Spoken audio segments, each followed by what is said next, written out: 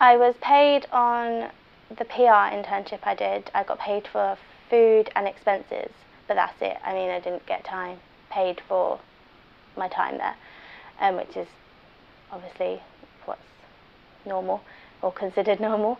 At the magazine, I was told that I would get a certain amount a week, which didn't cover my costs for like one day, let alone a week.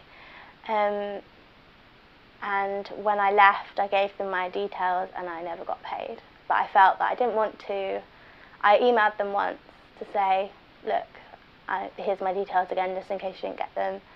But then nothing came of it. They didn't email back, and I didn't want to keep badgering them because I had a good time there and I don't want to jeopardise any connections I made.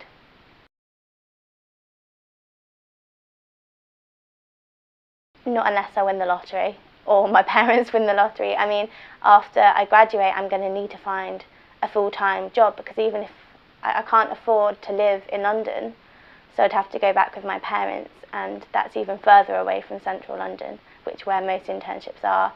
Unless I got, even if they paid my travel and my lunch expenses, which they won't do because most internships tend to pay within the London zones. So if I'm coming from an hour and a half away, they're not going to pay that. So realistically, I'm not going to be able to afford to live in London and work for free, which puts me at a disadvantage because I'm not going to get the experience I need. I'm scared, really scared, because I feel that I haven't got enough experience under my belt to go straight into a job. That I don't have any time in my third year to do experience. I don't have time or the money, and afterwards I'm definitely not going to have time. So I feel like no one's going to employ me with the little experience that I have. It makes me bitter and jealous of the people that can afford to do it, or their parents can support them doing it.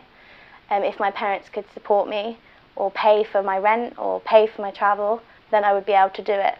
But I can't support it off my own back, and it's then elitism in my eyes of who can intern.